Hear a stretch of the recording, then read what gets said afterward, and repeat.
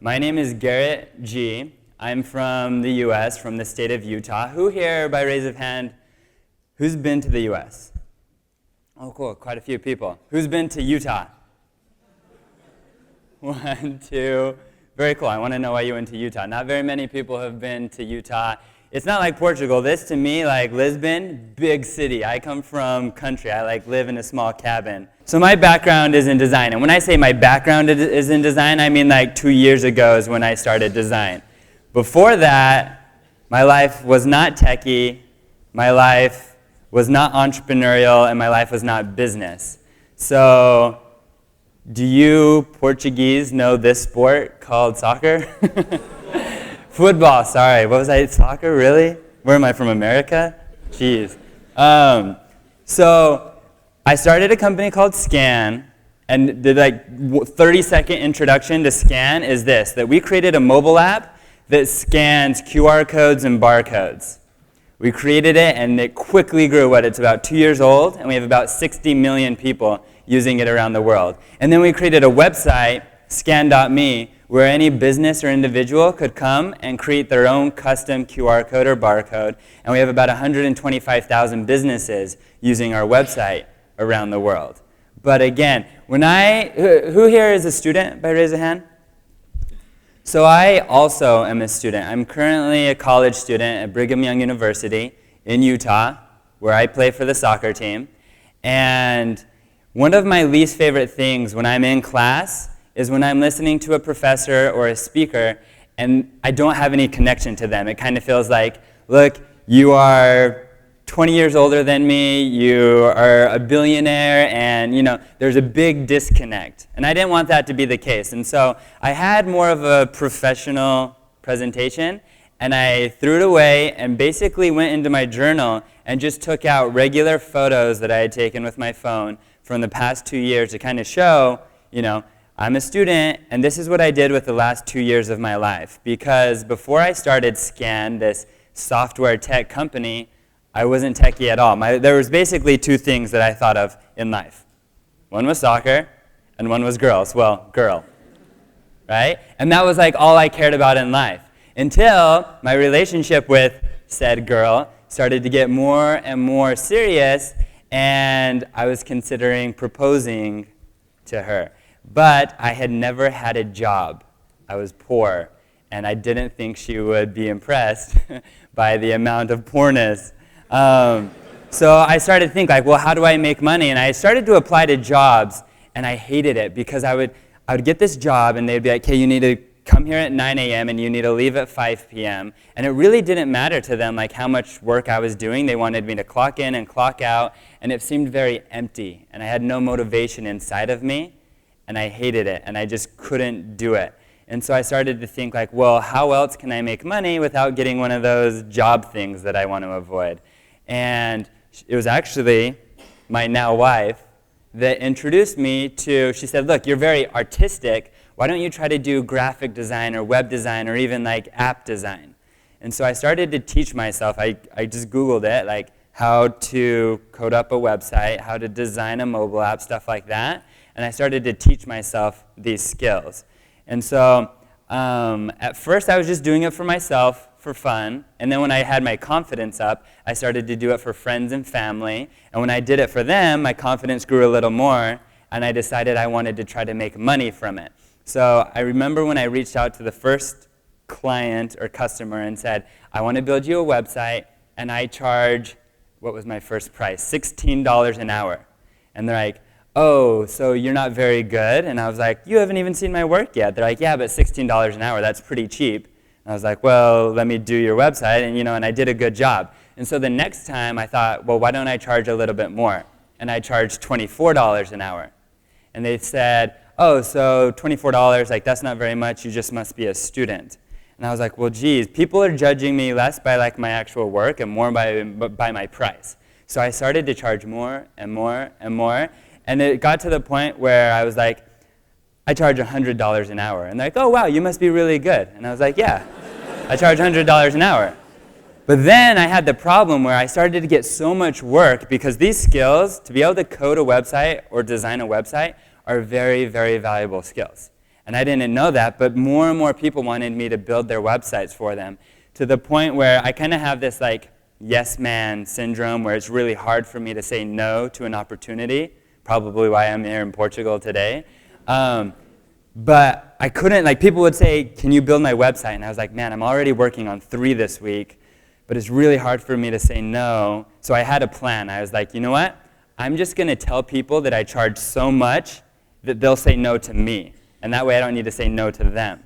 And so the next person comes to me and says, I want you to design my website. And I was like, I can do that, but I charge $300 an hour.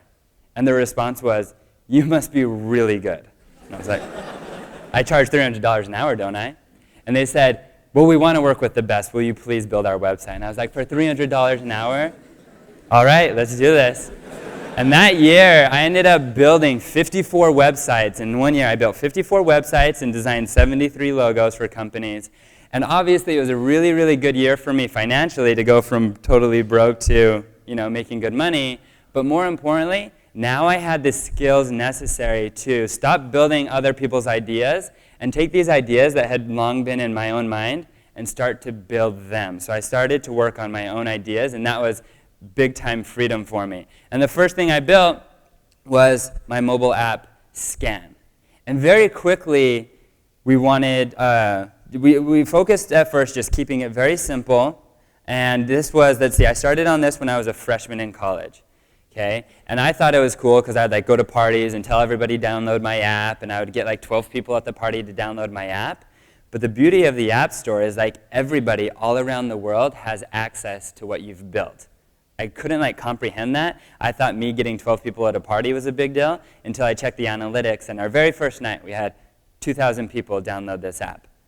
And then the next night it was 5,000, and then every single day it was doubling on itself until we were getting 83,000 downloads a day. I know that mark because that's about how many seconds are in a day. So we were getting a download, a download, a download, a download without me having to go to a party and yell at people to download my app.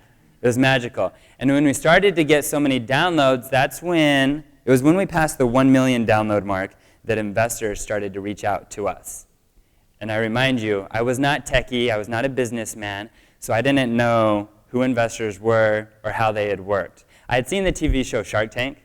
Has anyone seen that TV show?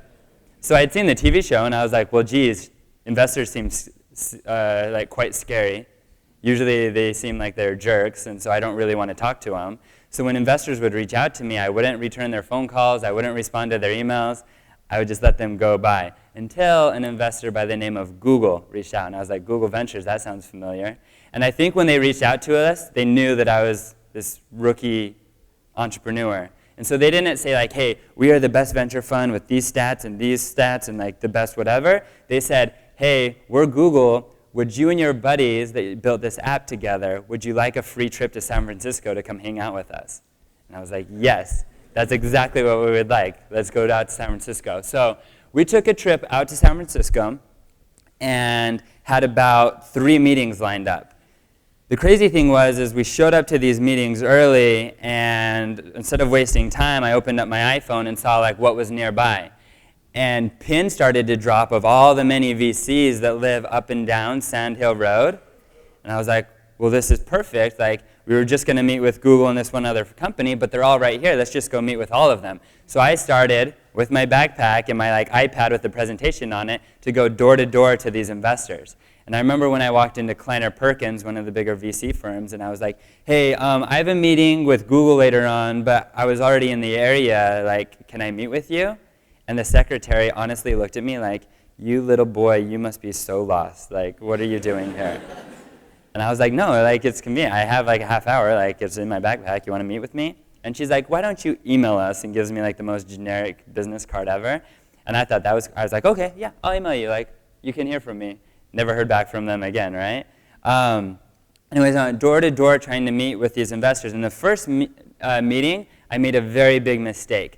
I listened to my professor, and he told me that I should dress very professional with my suit and tie, and that my presentation should be all about numbers and stats and not about design and product and the team. The only problem is that's not me. I usually don't dress formal, and my mind doesn't work like analytically. My mind isn't motivated by the numbers and the stats. My mind is motivated by the product and the design and the team behind it. Like, that's what I like. So anyways, I listened to my professor, and I went, and I was wearing a suit, and I met with the first investors, and I talked about numbers. And I think they could tell that I wasn't being myself, and so the meeting just didn't go well at all. And I was very heartbroken about it, and I was like, you know what? I don't think I want to take another meeting. But it was, like, that was meeting number one. It went horribly. I was thinking, I'm just going to go home. I'm not even going to meet with Google. And I decided, you know what? Before I give up, I'm going to take one more meeting. I'm going to go meet with Google, but I'm going to do it my style. I'm going to wear, and I think I have a picture of this. Here I am with Google. I got my cap on backwards. I got my T-shirt, and I think I have these exact same, I need new shoes. I have these exact same sandals on. And I was like, you know what, I'm just going to be myself. And I took any slide that talked about numbers, and I did away with it. And all I talked about is the stuff that I was passionate about. And the meeting went 100% differently. They could care that I was passionate about what I was building. They could tell that I was like confident in everything I was talking about. And the meeting went really well, to the point where we ended up meeting with Google, and they ended up making us an offer to invest in our company. We ended up meeting with the founder at Facebook, and he ended up investing in our company. And then I kept taking more and more meetings, but I remind you, I was taking meetings in San Francisco while I was a student in Utah. So that's like a flight from here to maybe Paris. And so I had class, and I was playing soccer, and then I was trying to take these meetings. And I was all right with missing class. Like, that was no big deal for me. That's the kind of student I was. But soccer practice, like, I was not going to miss soccer practice. I was not going to miss a soccer game.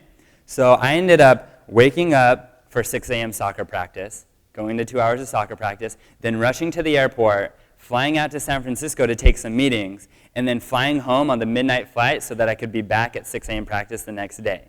And then I would, after practice, fly right back out to San Francisco, and then I'd be taking about 8 meetings a day, bouncing back and forth between Utah and San Francisco. Anyways, without the investors knowing that I was playing soccer, and without the soccer team knowing that I was taking these investor meetings, in 2 months of June and July, I ended up taking 55 flights back and forth between those places, trying to like basically live a double life and balance these two things.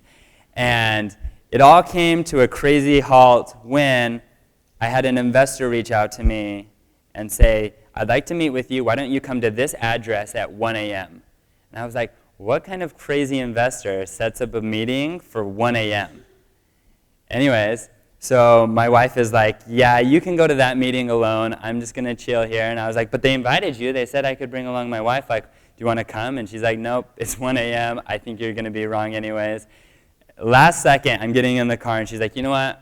Whatever. I think you're going to like be getting lost or something like that. So I'm just going to come with you. We pull up to this building, and random building. It's at nighttime. But the weird thing is, like, the sidewalk was lined with camera people, basically paparazzi. And there was this line to get in this building, and so I just stand in line with everybody else, and one by one the security guard's like, nope, nope. And I get up there, and he kind of looks at me like, hello, little boy, like, why do you think you can come into this building? And I tell him my name, and his eyes get really big, and he's like, oh, you're on the list. And then my eyes get really big, like, oh my gosh, I'm on this list. Like, where am I? Anyways, we walk into this building, not even as big as this room, maybe half the size of this room, but the walls are made of speakers.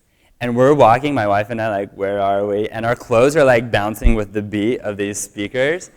And we have no clue what's going on. Anyways, there's this big commotion. I thought a fight had broken out or something. And I'm, like, looking, like, what's going on, what's going on? Anyways, Lady Gaga had just walked into the room.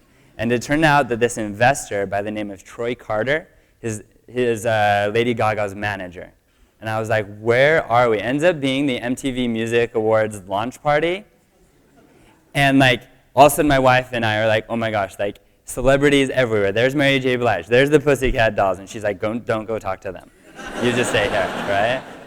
Anyway, she's like, you're here to talk to Troy Carter, nobody else. Anyways, it was crazy to be like small town, you know, in a small little country town in Utah.